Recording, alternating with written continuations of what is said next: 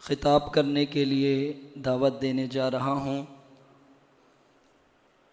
نہایت قابل احترام پروفیسر جناب محمد اقبال صاحب سے کہ آپ پنجاب کالج گوجرانوالہ سے یہاں تشریف لائے ہیں. آپ یہاں تشریف لائیں اور اپنے خیالات کا اظہار فرمائیں. السلام علیکم ورحمۃ اللہ وبرکاتہ. الحمد للہ رب العالمین والصلاة والسلام علی سید الانبیاء والمرسلین. اعوذ باللہ من الشیطان الرجیم. بسم اللہ الرحمن الرحیم. لقد جاءت رسل ربنا بالحق. صدق اللہ العظیم. اٹھ کے اب بزم جہاں کا اور ہی انداز ہے، مشرق و مغرب میں تیرے دور کا آغاز ہے. محترم احباب، پیغام پاکستان کی مناسبت سے کچھ ریسرچ طالب علمانہ تحقیق پیش خدمت ہے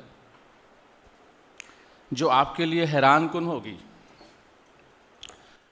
پاکستان اس دور کا مدینہ طیبہ ہے. پاکستان اس دور کا مدینہ طیبہ ہے. اس کے لیے 10 پوائنٹس آپ کو عرض کرنے ہیں. سب سے پہلے آپ نام پہ غور فرمائیں. پاکستان، پاک ستان، اور وہاں مدینہ طیبہ. طیب کا معنی پاک، ستان کا معنی مدینہ، مدینہ کا معنی شہر. بالکل ایکول میننگز ہیں دونوں لفظوں کے. دوسرا پوائنٹ، مقصد کے اعتبار سے بھی دونوں کی بنیاد ایک ہے. وہاں بھی بنیاد ہے لا الہ الا اللہ محمد رسول اللہ، اور پاکستان کا مطلب کیا؟ لا الہ الا اللہ. پاکستان کا مطلب کیا؟ لا الہ الا اللہ محمد رسول اللہ. تیسری بات، وہاں قرآن نازل ہوا اور مدینہ طیبہ محبت وحی ٹھہرا. پاکستان کے یوم پیدائش پہ اگر غور فرمائیں گے تو یہ جمعۃ المبارک 27ویں رمضان 1366 بنتا ہے، اور 27ویں رمضان جمعۃ المبارک کا اکٹھا ہونا، اس کا امکان بہت ریئر ہوتا ہے. تھیوری آف پرابیبلٹی کے تحت 0.0055% اس کے چانس ہوتے ہیں، بہت ہی ریئر ہوتے ہیں. تو اللہ تعالیٰ نے اس ڈیٹ کو بنا کے پاکستان انا انزلناہ فی لیلۃ القدر، قرآن پاک کے ساتھ اس کا گہرا جوڑ لگا دیا اور سمت مقرر کر دی اس مملکت خدا داد کی. چوتھی بڑی مشابہت مدینہ طیبہ سے یہ ہے کہ مدینہ طیبہ کی جو یونیک تعارف والی بات ہے وہ ہے گنبد خضرا، آقا صلی اللہ علیہ وسلم کا روضہ اقدس. غور فرمائیں گے کہ اس کا کلر گرین ہے، تھوڑا سا وائٹ ہے. اسی نسبت کے ساتھ اللہ نے پاکستان کا پرچم بھی تیار کروایا اور بالکل سیم ٹو سیم ہے. اگرچہ انبیاء اور شہداء وہ تو ویسے ہی زندہ ہوتے ہیں، لیکن جو نشان وہاں کا ہے اسی کے مطابق اللہ تعالیٰ نے پاکستان کا نشان بھی تیار کروایا. پانچویں مشابہت، مدینہ طیبہ کا دستور اور آئین قرآن و سنت. پاکستان کی قرارداد مقاصد جو 1949 میں لیاقت علی خان صاحب نے اپروو کروائی، تو اس کا بھی یہی پریمبل ہے، اور اس میں بھی یہی بات، سپریم پاور اللہ تعالیٰ اور قرآن و سنت ہی پاکستان کے تمام قوانین کا سرچشمہ قرار پایا.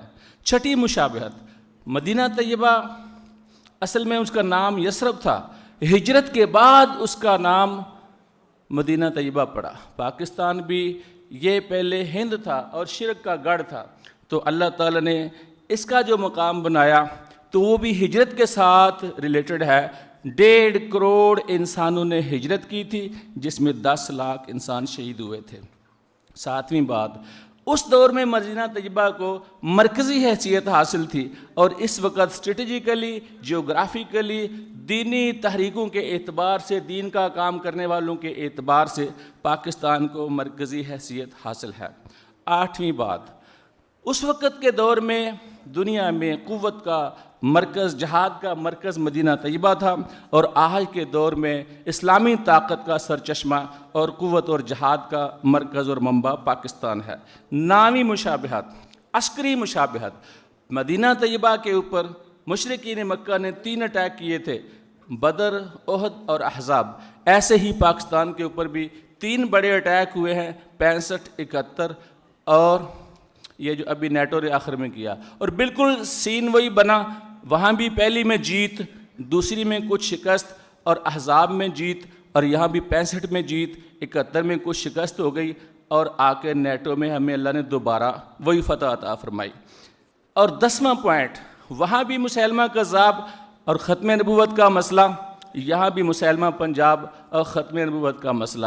اس طرح سے یہ 10 پوائنٹ ہیں۔ آپ کیا سوچتے ہیں کہ یہ محض اتفاقات ہیں؟ یہ محض اتفاق ہے یا کوئی پری پلانڈ منصوبہ اللہ تعالیٰ کی طرف سے چلا ہے کہ اللہ تعالیٰ نے یہ کام سارے ادھر کروائے؟ اور ایک پریڈکشن کی جا سکتی ہے جو کہ قبل از وقت ہے، اللہ تعالیٰ اس کو بھی سچا کر دیں گے، کہ جب یہ ساری باتیں پچھلی مناسبتیں ملتی ہیں، جب مدینہ طیبہ میں امن اور استحکام اور مضبوطی آ گئی، تو اس کے بعد کیا ہوا؟ اللہ تعالیٰ نے جو پہلا مرکز تھا دین کا، مکہ المکرمہ، وہ بھی فتح کروا دیا۔ ہمارا پہلا مرکز ہے دہلی، جو ہمارے دین کا مرکز رہا ہے پہلے۔ تو جب یہ باتیں پوری ہو گئی ہیں، اس بات کا بھی انشاءاللہ قوی امکان ہے، اور حالات اس طرف جا رہے ہیں کہ عنقریب یہ دہلی بھی فتح ہونے والا ہے، اور اللہ تعالیٰ اس کا بھی خوشی کا ہمیں مقام دکھائیں گے۔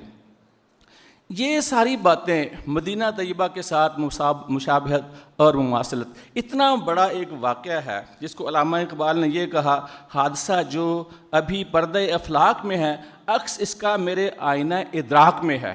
علامہ اقبال پہلے سے پریڈکشن کر گئے تھے۔ تو کیا یہ قرآن پاک میں اس کا کوئی تذکرہ نہیں ہونا چاہیے تھا؟ قرآن پاک تو وہ کتاب ہے، اس میں ماضی کی باتیں، حال کی باتیں اور مستقبل کی باتیں بھی ہیں۔ تو ایسا اندازہ لگتا ہے کہ قرآن مجید نے اس بات کو اگنور نہیں کیا، بلکہ قرآن پاک میں بہت ساری آیات ہیں جس میں اس بات کے واضح اشارے ملتے ہیں۔ مثلا لقد انزلنا الیکم کتابا فیہ ذکرکم افلا تعقلون، جو قابل ذکر چیزیں ہیں ہم نے قرآن مجید میں بیان کر دی ہیں۔ دوسری آیت، وَاذْكُرُوا إِذْ أَنْتُمْ قَلِيلٌ مُسْتَضْعَفُونَ فِي الْأَرْضِ تَخَافُونَ أَنْ يَتَخَطَّفَكُمُ النَّاسُ فَآوَاكُمْ وَأَيَّدَكُمْ بِنَصْرِهِ وَرَزَقَكُمْ مِنَ الطَّيِّبَاتِ لَعَلَّكُمْ تَشْكُرُونَ سورۃ الانفال۔ اس میں پاکستان جب بنا تھا، اس وقت کے حالات کا بالکل تفصیل کے ساتھ اللہ نے نقشہ کھینچ دیا۔